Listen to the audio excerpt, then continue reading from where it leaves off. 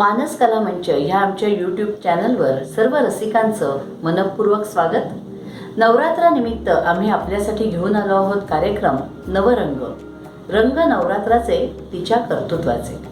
या कार्यक्रमाअंतर्गत आम्ही वेगवेगळ्या क्षेत्रात कार्य करणाऱ्या 9 कर्तृत्ववान स्त्रियांचा परिचय आपल्याला करून देणार आहोत. आपल्या आजच्या भागामध्ये आपल्या भेटीसाठी आले आहेत भारती ठाकूर. मध्य प्रदेशातल्या लेपा इथे त्यांनी नर्मदालय ह्या संस्थेची स्थापना केली आहे. खरं तर भारतीताई नर्मदा परिक्रमेसाठी निघाल्या होत्या. त्यांनी नर्मदा परिक्रमा पूर्णही केली, पण वाटेत त्यांना भेटलेल्या आदिवासी मुलांना शिक्षणाच्या मुख्य प्रवाहात आणण्याची ओढ त्यांच्या मनाला लागली आणि ह्या संस्थेचं काम सुरू झालं. चला तर भेटूया भारतीताईंना आणि जाणून घेऊया त्यांचं काम. भारतीताई नमस्कार. आजच्या कार्यक्रमामध्ये तुमचं मनपूर्वक स्वागत. नमस्कार ताई, शिक्षण क्षेत्रामध्ये तुम्ही अतिशय निरलसपणे कार्य करत आहात. जंगलचे राजे असलेल्या आदिवासी मुलांना तुम्ही शिक्षणाच्या मुख्य प्रवाहामध्ये आणलं. या कामामागची तुमची प्रेरणा काय आहे ते आम्हाला सांगा. मृणालिनी, ते आपण खूप छान प्रश्न विचारलात की जंगलचे राजे असणाऱ्या या मुलांना आपण शिक्षण क्षेत्राकडे कसं वळवलं. याचं उत्तर खरं माझ्या नर्मदा परिक्रमेत मला मिळालं. नर्मदा परिक्रमेच्या आधीचं माझं आयुष्य सगळं शहरात गेलेलं. ट्रेकिंगच्या निमित्ताने जंगलामध्ये भटकलं असून काही खेड्यापाड्यांमध्ये सुद्धा प्रवास झाला, पण त्या मुलांच्या समस्या, तिथल्या शिक्षणाची परिस्थिती काय आहे, या मुलांना कितपत लिहिता वाचता येत आहे याची काही जाणीव नव्हती. कारण थोडंसं ट्रेकिंग करून आलं की घरी परत यायचं. पण नर्मदा परिक्रमेत मात्र आम्ही या लोकांच्या, वनवासी बंधूंच्या घरी राहत असू आणि प्रत्यक्ष त्या मुलांशी चर्चा होत असे. त्यांना काय येतं आहे, काय येत नाही, किती मुलं शाळेत जातात. तेव्हा असं लक्षात आलं की या निमाड क्षेत्रामध्ये अनेक मुलं अशी आहेत की ती शाळेत न जाता गाईगुरं चरायला नेतात. ही मुलं शेतात काम करतात. आपल्या शहरी भाषेमध्ये जर बोलायचं झालं तर बालमजुरी करतात. शेतात जाऊन कापूस तोडला तर त्यांना त्याचे पैसे पण मिळतात, मिरची तोडली तर त्याचे पैसे मिळतात. आणि हा पैसा हातात मिळत असल्याने शिक्षणाचं महत्त्व मात्र या मुलांना फारसं नव्हतं. तर हे सगळं बघितल्यानंतर ठरवलं की परिक्रमा संपली की पुन्हा या क्षेत्रात निमाड भागामध्ये मध्य प्रदेशातल्या परत यायचं आणि या मुलांना काही थोडंफार शिकवता आलं तर तो एक प्रयत्न करून बघूया असं ठरवून मी मंडलेश्वर या गावी आले होते. प्रेरणा म्हणाल तर अजून एक प्रेरणा अशी होती की मी स्वतः जेव्हा शाळेत होते तेव्हा अनेकदा माझ्या मनामध्ये विचार यायचे की आपण हे एवढं जे काय शिकतो आहोत, मग ते बीजगणित असेल, भूमिती असेल, संस्कृतचं व्याकरण असेल, इंग्लिश मराठीचं व्याकरण असेल, या इतिहास असेल, या सगळ्याचा खरोखर आपल्या रोजच्या जीवनामध्ये किती उपयोग होणार आहे. या मुलांशी जेव्हा मी बोलते, या अगदी वनवासी क्षेत्रातली जी मुलं आहेत, तर मी सांगितलं तर आश्चर्य वाटेल, या मुलांना राम आणि कृष्ण ही नावंसुद्धा माहिती नव्हती.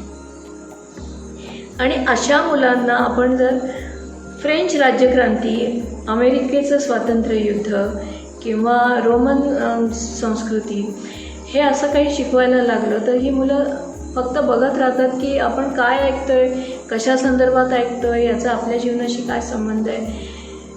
जो प्रश्न मला माझ्या लहानपणी पडत होता त्याच्यापेक्षा कितीतरी पटीने अधिक प्रश्न यांना पडत असतील किंवा त्या मुलांच्या मनात असाही विचार येत असेल की या काय बायका आहेत, काय शिकवत आहेत आम्हाला, कोण फ्रेंच, कोण अमेरिकन, आम्हाला मध्य प्रदेशच्या बाहेरचं काही जग माहिती नाही आणि आम्ही त्यांना एवढ्या मोठ्या मोठ्या पुस्तकांवरचा अभ्यास करायला सांगतो आहे. आणि मग ठरवलं की हा जो शिक्षण सिलॅबसचा फापट पसारा आहे हा थोडा कमी करून यांना यांचं रोजचं जगणं कसं सुकर होईल काही व्यवसाय कौशल्य आपल्याला त्यांना शिक्षणाच्या जोडीने देता येतील का असा विचार केला आणि नाशिक सोडून मंडलेश्वर या गावी आले आणि 2009 साली हे काम सुरू झालं. ताई, नक्कीच तुमचा हा प्रकल्प इतका चांगला आहे, इतका वेगळा आहे की निश्चितच अनेक जण तुमच्या ह्या प्रकल्पाला भेट देतील. आत्ता तुमच्याशी बोलत असतानाच माझ्या मनात देखील ह्या प्रकल्पाला भेट द्यावी आणि ह्या मुलांसाठी काहीतरी करावं असं निश्चित झालंय. भारतीताई, खरं तर तुम्ही ट्रेकिंगसाठी, परिक्रमेसाठी या वाटेवरून निघाला होतात, पण तुम्हाला तर साक्षात नर्मदा मैयानीच या अतिशय वेगळ्या वाटेचं दर्शन घडवलं असं म्हणायला हरकत नाही. ताई, आत्ता तुम्ही सांगितलं त्याप्रमाणे ह्या मुलांची एकूण जीवनपद्धती बघता त्यांच्या शिक्षणाविषयीच्या काही मूलभूत गोष्टी तुमच्या मनात तयार झाल्या होत्याच. मग त्यानुसार ह्या मुलांचा सिलेबस ठरवताना तुम्ही काय काळजी घेतली, कशा पद्धतीने ह्यांचा सिलेबस ठरवलात आणि ह्या मुलांना शिकवताना औपचारिक शिक्षण पद्धतीमध्ये तुम्हाला काही बदल करावे लागले का? आमच्या शाळेचं सिलेबस काय, खरंच फार विचार करायला लावणारा प्रश्न आहे माझ्यासाठी. कारण आमच्या या शाळा मध्य प्रदेश शिक्षण मंडळाशी संलग्न आहेत आणि साहजिकच मध्य प्रदेश शिक्षण मंडळाची जी काही पाठ्यपुस्तकं आहेत ती आमच्या प्रत्येक मुलाकडे असतात. त्यांचं सिलेबस आम्ही फॉलो करतो असं आम्ही लोकांना सांगतो, कोणी विचारलंच तर, सरकारी खात्यातले लोक आले तर. पण प्रत्यक्षात वर्षभराचा त्यांचा जो कोर्स आहे, सिलेबस जे काय आहे ते पूर्ण झालंच पाहिजे असा आमचा अट्टहास नसतो. आमच्याकडे येणारी जी मुलं आहेत ही 10व्या वर्षी पहिल्यांदा शाळेत पाऊल टाकतात. सरकारी नियम असा आहे की मुलगा 10 वर्षाचा असेल तर तो 4थीमध्ये बसला पाहिजे, त्याची ॲडमिशन ही 4थीमध्येच झाली पाहिजे.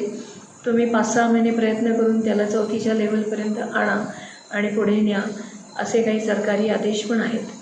ब्रिज कोर्स म्हणतात त्याला. पण प्रॅक्टिकली एवढं काही शक्य होत नाही.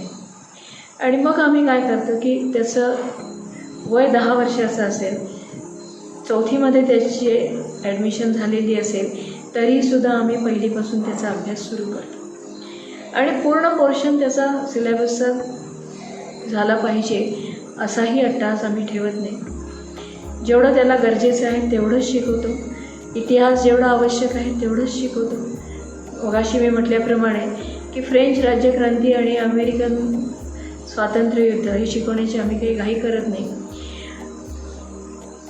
ब्रिटिश असोत किंवा मुघल असोत याचाही फारसा आम्ही अट्टाहास आत्ता सध्या धरत नाही आहोत की त्यांनी काय केलं, आपल्यावर किती वर्ष राज्य केलं, कसं आपल्यावर अन्याय केला वगैरे. याचं कारण असं की या मुलांना त्यांच्या घराच्या बाहेरचं जगच आत्तापर्यंत माहिती नव्हतं.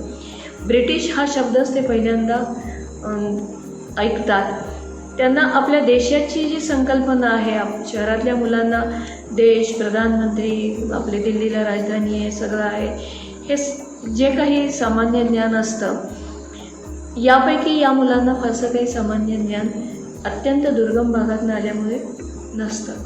आणि मग त्यांच्यावरती जबरदस्तीने हा इतिहास शिकवा, भूगोल शिकवा. भूगोल आम्ही शिकवतो, नाही असं नाही, पण खरं सांगायचं झालं तर या विषयाचं ज्ञान जे आहे, भूगोल म्हणूयात किंवा त्याला आपण पर्यावरण हा एक विषय म्हणूयात, जे काही शेतीविषयक ज्ञान आहे, हवामानाचा अंदाज त्यांचा जो काय आहे तो इतका परफेक्ट असतो की 11वीपर्यंत भूगोल शिकूनसुद्धा मला समजत नाही की खारे वारे, मतलई वारे, मान्सून केव्हा कुठून येणार, कुठल्या रूटने येणार, हे आजही मी सांगू शकत नाही. पण ही मुलं मात्र पक्ष्यांच्या हालचाली, काही वेगळ्या प्रकारचे किडे शेतात जास्ती मोठ्या प्रमाणात दिसायला लागले तर लगेच सांगतात की दीदी आता ना 1-2 दिवसात खूप पाऊस येणार आहे, दीदी यावर्षी पाऊस थोडा उशिराच पडेल असं लक्षण दिसते. म्हणजे हे यांचे अंदाज इतके अचूक असतात. त्या मुलांना आत्ता जबरदस्तीने फक्त तुम्ही भूगोलाचे प्रश्नोत्तरं पाठ करा, इतिहासाचे प्रश्नोत्तरं पाठ करा, विज्ञानाचं पाठांतर करा, हा अट्टाहास आम्ही करत नाही. त्यांना आम्ही खूप वाचायला सांगतो. मुलांना वाचायलाही खूप आवडतं. आमच्याकडे अतिशय समृद्ध अशी लायब्ररी आहे. त्याच्यात असंख्य गोष्टीची पुस्तकं आहेत आणि मुलं ती पुस्तकं खूप आवडीने वाचतात. अनेक विषयांवर त्यांच्या चर्चा पण होतात. तर या मुलांना जशी 12 वर्षाची होतात आम्ही रुरल टेक्नॉलॉजी म्हणजे ग्रामीण तंत्रज्ञानातलं जे काही मूलभूत शिक्षण आहे ते थोडं थोडं द्यायला सुरुवात करतो. आमच्याकडे गोशाळा आहे, शेती आहे आमच्याकडे. आम्ही हॉर्टिकल्चरचा पण एक प्रोजेक्ट आहे आमचा. आम्हाला लागणाऱ्या भाज्या आम्ही उगवण्याचा प्रयत्न करतो. तर या शेतांमध्ये काम करणं, पुन्हा गोशाळेत काम करणं, वेल्डिंग, प्लंबिंग, इलेक्ट्रिफिकेशन याचं त्यांच्या वयानुसार आम्ही थोडं थोडं ज्ञान त्यांना दरवर्षी देत असतो. मला आज सांगायला खूप आवडेल की तुम्ही सिलेबस काय हा प्रश्न विचारला. तर आमची आत्ता 10वीमधली जी मुलं आहेत, आमच्या शाळेचं फर्निचर ती स्वतःच बनवतात मुलं. ही मुलं प्लंबिंग पण करतात. शाळेची आमची 3 मजली बिल्डिंग आहे. मोठ्या कार्यकर्त्यांच्या हाताखाली या 3 मजली इमारतीचं प्लंबिंगचं पूर्ण काम. 24 टॉयलेट्स आहेत, लॅट्रिन आणि वॉशरूम्स आहेत तिथे.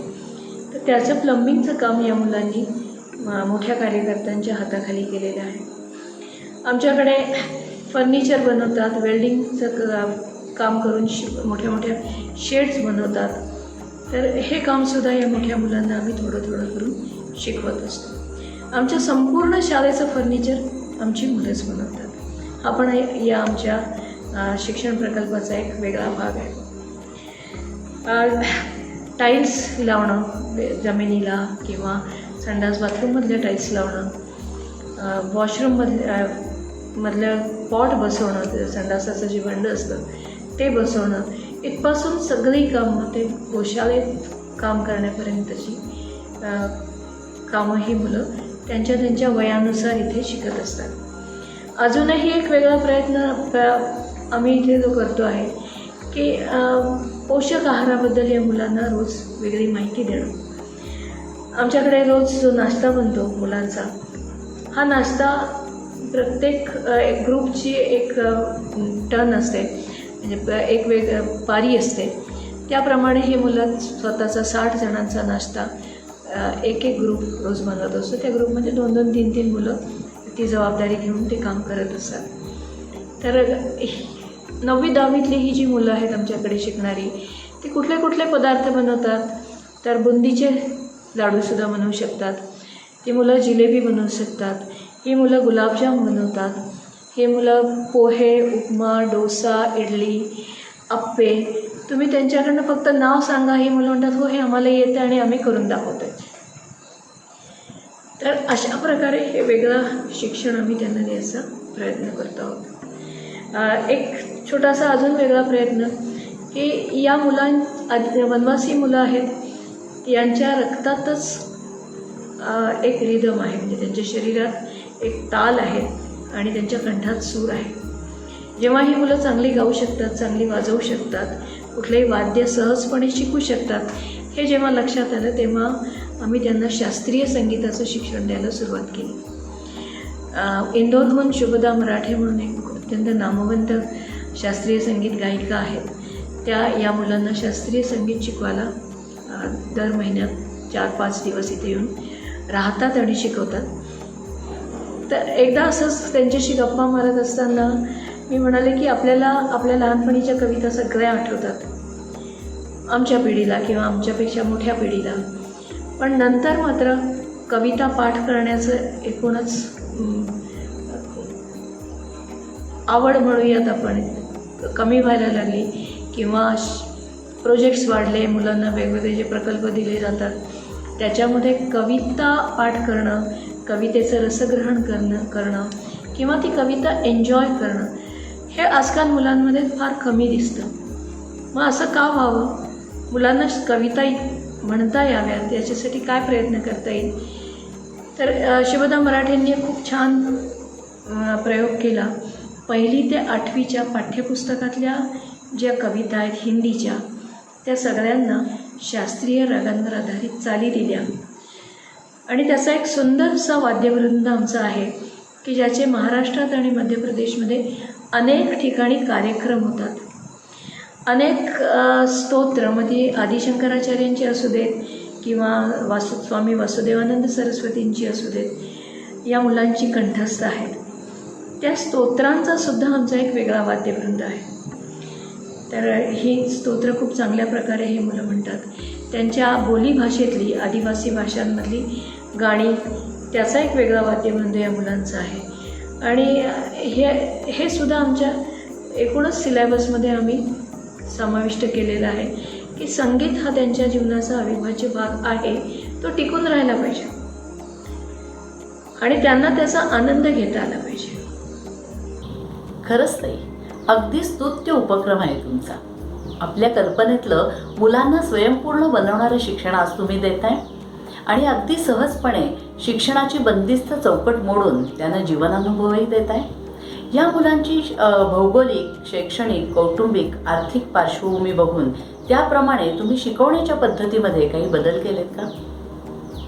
या मुलांची जी काही कौटुंबिक पार्श्वभूमी आहे किंवा भौगोलिक पार्श्वभूमी, आर्थिक पार्श्वभूमी, हे सगळं लक्षात घेता शिकवण्याच्या पद्धतीत नक्कीच काही बदल आम्हाला करायला लागले. मुळात ही मुलं खूप उशिरा शाळेत येतात, वयाच्या 9व्या-10व्या वर्षी येतात. त्याच्यामुळे त्यांना जास्त अभ्यासाबद्दल नावड निर्माण होणार नाही याची काळजी घ्यावी लागते. अभ्यासाचा कुठलंही तणाव त्यांना येणार नाही, प्रेशर आम्ही त्यांना त्याचं देत नाही. जेवढं आवश्यक आहे तेवढंच सिलेबस त्यांना पूर्ण करायला आपण सांगतो. आणि सगळ्यात मोठी बाब अशी आहे या आमच्या शिक्षण पद्धतीतली की एखादा विषयात मुलगा नापास झाला तर प्रयत्न आमचा असा असतो की तो विषय त्याला कसा अजून चांगल्या प्रकारे शिकवता येईल. पण अगदीच त्याला त्या विषयाची नावड असेल किंवा त्याची इच्छाच नसेल तो विषय शिकायची, तर आम्ही जबरदस्ती त्याला करत नाही. ठीक आहे, तुला जे विषय आवडतात ते तू शिक. एक उदाहरण द्यायचं झालं तर आमच्याकडे जेव्हा शुभदा मराठे 5 दिवस संगीत शिकवायला येतात, तर काही मुलं जी शास्त्रीय संगीताची परीक्षा देतात, 4-5व्या परीक्षेला काही मुलं आत्ता बसलेली आहेत, तर ते 5 दिवस ही मुलं शाळेत जातच नाहीत.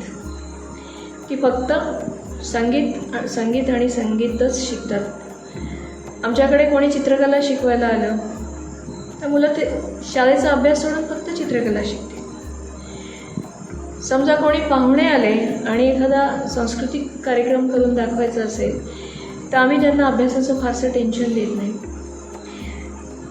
पण याचा परिणाम असा झाला की ही मुलं अभ्यासात मी आत्तापर्यंत पाहिलेल्या शहरी मुलांच्या तुलनेत खूप चांगली आहेत.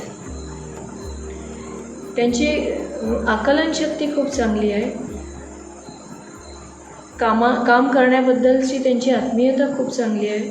आपल्याकडे जी शाळेत जाणारी मुलं आहेत त्यांना जर आपण सांगितलं की तुमचा आता अभ्यास झाला, शाळा सुटली की गोशाळेत जाऊन शेण उचलून या, तर शहरातला कुठलाही मुलगा जाणार नाही.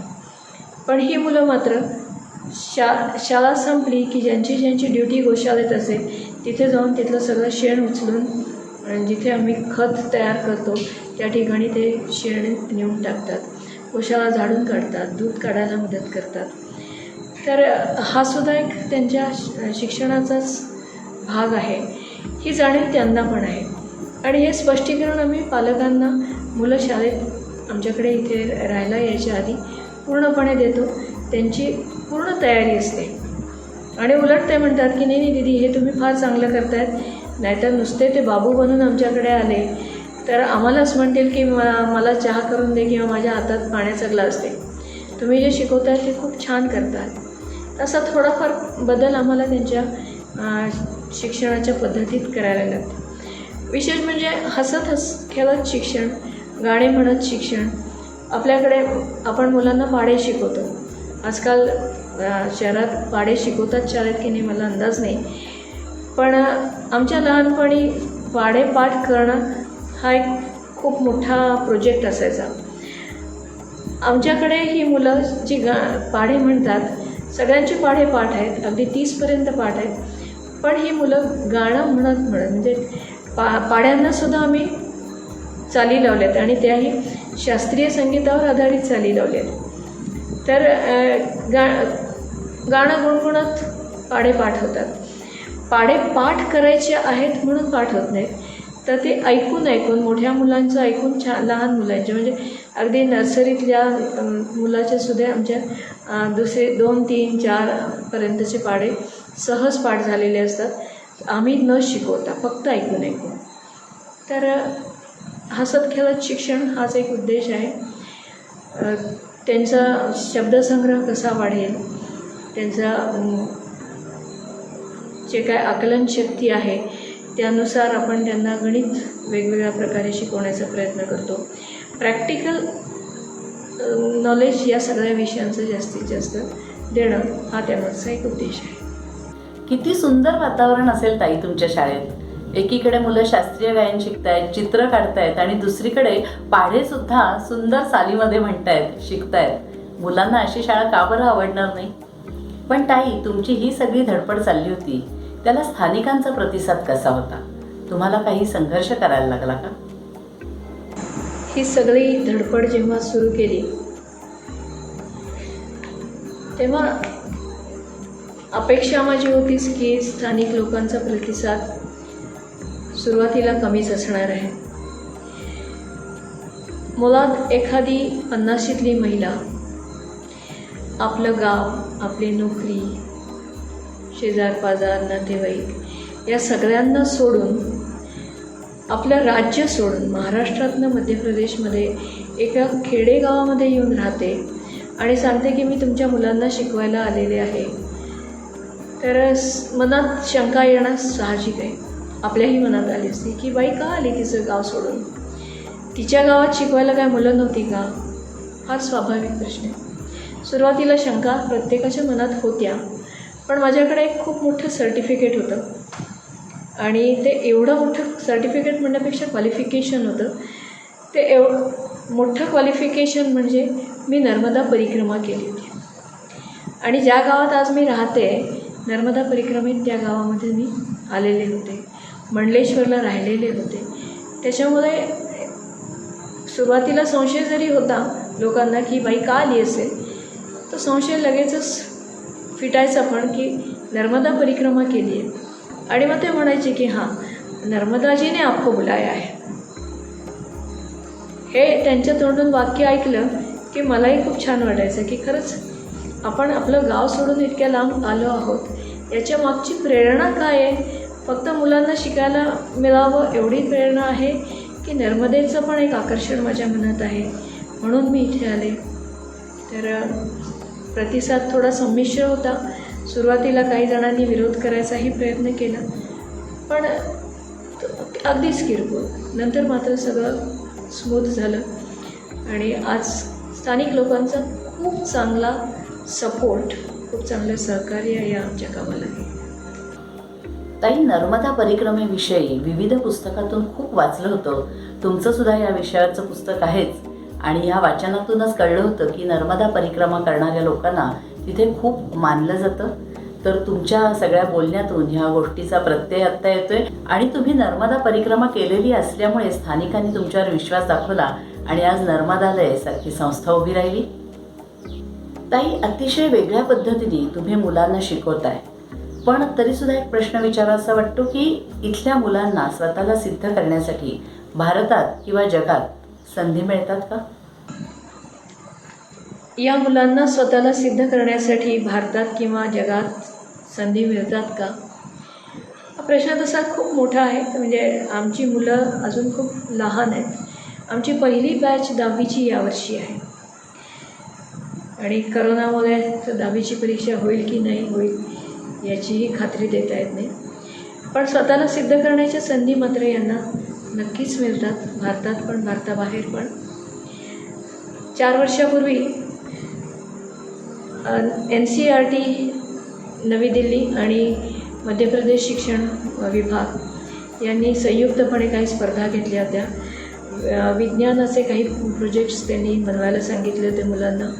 गणिताच्या स्पर्धा होत्या, भाषेच्या होत्या आणि अंतिम फेरीमध्ये फक्त 5 बक्षिसं होती राज्यस्तरावरती. मला सांगायला आनंद होतो की या अंतिम फेरीत जिथे फक्त 5 बक्षिसं होती तिथे आमच्या शाळेतल्या मुलांनी 4 बक्षिसं जिंकली. ज्यावेळी हे यश त्यांना मिळालं त्यावेळी आमच्या गावाचं नाव, जिथे आम्ही सध्या आता राहतो आहोत, लेपा पुनर्वास म्हणून जे ठिकाण आहे ते मध्य प्रदेशाच्या नकाशात सुद्धा दिसत नव्हतं, गुगल मॅपवर पण नव्हतं. कारण नर्मदा नदीवर जे काय हे धरण बांधले जाते महेश्वर जलविद्युत प्रकल्पाच्या नावाने, त्या धरणाच्या डोंगक्षेत्रात येणारं हे पहिलं गाव, पुनर्वसन चालू असलेलं हे पहिलं गाव. पुनर्वसन तेव्हा झालेलंही नव्हतं पूर्ण, त्याच्यामुळे नकाशावर न दिसणारं आमचं गाव. पण या गावातल्या छोट्याशा शाळेतल्या विद्यार्थ्यांनी राज्यस्तरावरती इतकं मोठं यश मिळवलं, हे खरोखर खूप कौतुकास्पद आहे. या मुलांपैकी एक शंकर केवट नावाचा मुलगा आहे. त्यांनी याच स्पर्धेसाठी एक सोलर ड्रायर बनवला होता. नंतर त्यांनी भाभा ॲटॉमिक रिसर्च सेंटरचं जे रुरल टेक्नॉलॉजी डिपार्टमेंट आहे तिथे जाऊन त्यांचा सोलर ड्रायर बघितला आणि नंतर मग आम्ही त्यांच्याशी एक ॲग्रीमेंट केलं की तुमचा जो सोलर ड्रायर आहे त्याचं प्रोडक्शन आम्ही इथे लेपाला आमच्या या संस्थेमध्ये करू शकतो. अजूनही 2-3 त्यांचे प्रकल्प आपण सध्या इथे राबवत आहोत. तर त्यांच्या डायरेक्शन्सप्रमाणे जो सोलर ड्रायर त्यांनी बनवला त्याचं एक प्रेझेंटेशन या मुलांनी पोर्तुगालला एक आंतरराष्ट्रीय सोलर कॉन्फरन्स भरली होती त्या कॉन्फरन्समध्ये दिली. आणि सगळ्यात कौतुकाची गोष्ट अशी की तेव्हा हा मुलगा फक्त 12वीत शिकत होता आणि तोपर्यंत आमची शाळा 8वी-9वीपर्यंत चाललेली होती. तर या मुलांनी सरकारी शाळेत शिकून, हिंदी माध्यमातली सरकारी शाळा, खेडेगावातली सरकारी शाळा तिथे शिकून हे एवढं मोठं यश मिळवलं की आंतरराष्ट्रीय परिषदेत जाऊन त्यांनी या प्रकल्पाचं एक सुंदर प्रेझेंटेशन दिलं. त्याच्याबरोबर अजूनही राघव नावाचा आमचा एक कार्यकर्ता त्याच्या जोडीला होता. तर दोन्ही ठिकाणी त्यांना भारतात पण आणि भारताबाहेर स्वतःला सिद्ध करण्याच्या संधी मिळतात आणि आम्ही त्या देतो देखील. आमच्या वाद्यवृंदाबद्दल मी सांगितलं की महाराष्ट्र आणि मध्य प्रदेशमध्ये अनेक ठिकाणी यांचे कार्यक्रम होतात. खरोखरच तुमच्या संस्थेचं हे खूप मोठं यश आहे. ताई, आता एक शेवटचा प्रश्न विचारते की आगामी काळामध्ये तुमच्या अजून काय योजना आहेत? आगामी काळाच्या योजनांबद्दल काही बोलणं आत्ता मला असं वाटतं की फार संयुक्तिक आहे असं वाटत नाही. कारण आमच्या संस्थेला आत्ताशी 10 वर्षे पूर्ण होत आहेत. मुळात मी नाशिकहून जेव्हा आले तेव्हा कुठली संस्था स्थापन करायची आहे किंवा शाळा सुरू करायची आहे, असे काही प्रकल्प हातात घ्यायचे आहेत असं काहीही ठरवलं नव्हतं. मला असं वाटतं की हे या मुलांच्या भाग्याने सगळं काही घडतं आहे. 10वीच्या काही बॅचेस अजून हाताखालनं गेल्या की मग ठरवता येईल की नेमकं पुढे काय करायचं. एवढं मात्र नक्की की 10वी नंतर या मुलांना पुढे जर शिकायची इच्छा असेल तर ती संधी कसरावत किंवा मंडलेश्वरसारख्या ठिकाणी ज्या काही मोठ्या शाळा आहेत, हायर सेकंडरी स्कूल्स आहेत किंवा कॉलेजेस आहेत, या ठिकाणी मुलांना आम्ही शिकायला नक्कीच पाठवू. त्याच जोडीने हे जे काय ग्रामीण तंत्रज्ञानामध्ये आम्ही वेगवेगळे प्रयोग करतो आहोत तर ते प्रयोग पण चालूच राहतील. कृषी विज्ञानामध्ये काही काम करायला या मुलांना आवडेल. मला आवडण्यापेक्षा या मुलांना आवडेल. कारण आज माझं वय 63 आहे. या 19 प्रकल्पातनं फक्त एका कॅटलिस्टची भूमिका घ्यावी आणि मुलांनी काम पुढे चालू ठेवावं असा विचार आहे. इथे राहून त्यांना जेव्हा आवश्यक असेल तेव्हाच मार्गदर्शन करणं ही भूमिका असेल याच्यापुढे. आणि त्यातून या मुलांना काय वाटतं, त्यांना कुठे पोचायचं आहे, त्यांना पुढे काय करायचं आहे, या संस्थेच्या माध्यमातून ते काय करू इच्छितात. शाळेतलीच मुलं असं नाही, आमचे बाकीचे जे कार्यकर्ते आहेत, आमची एकूण 60 जणांची टीम आहे कार्यकर्त्यांची. त्यांना आपण काही मानधन पण देत असतो. तर या मुलांना काय पुढे वाटतं ते त्यांनी ठरवावं. मला असं वाटतं की 10वीपर्यंत आत्ता सध्या आलेलं जैविक शेती, त्यानंतर गोविज्ञान किंवा रुरल टेक्नॉलॉजी, त्याच्यात मग प्लंबिंग असेल, कार्पेंट्री असेल, फॅब्रिकेशन असेल, शिलाईचं आमचं एक खूप मोठं सेंटर आहे, किंवा कोणाला संगीतात काही करायचं असेल तर त्याला ते स्वातंत्र्य असेल. आणि let us hope for the best की याच्यातून काही छान घडू शकेल. माझ्या स्वतःच्या फारशा काही ॲम्बिशन्स नाहीत. आता मुलांनी ठरवावं की त्यांना पुढे काय करायचं आहे. मृणालिनी ताई, खूप छान वाटले या सगळ्या गप्पा मारताना. या माध्यमातून ज्या ज्या दर्शकांपर्यंत आपण पोचणार आहोत त्या सगळ्यांनी त्यांच्या सवडीनुसार केव्हा तरी एकदा येऊन आमचा हा प्रकल्प जरूर बघावा, मुलांना मार्गदर्शन करावं. आमच्या हातनं काही अजून चांगलं काही घडू शकणार असेल तर त्यात सहभागी होता आलं तर सहभागी व्हावं. यासाठी सगळ्यांचं स्वागत आहे. मला बोलायची संधी दिली त्याबद्दल खूप खूप धन्यवाद. खूप छान वाटलं. नर्मदे हर. भारतीताई, आज तुम्ही मानस कला मंचासाठी आवर्जून आपला वेळ दिलात, आमच्याशी संवाद साधलात, तुमचे अनुभव आमच्याबरोबर शेअर केलेत. याबद्दल पुन्हा एकदा मी तुमचे मनापासून आभार मानते. धन्यवाद.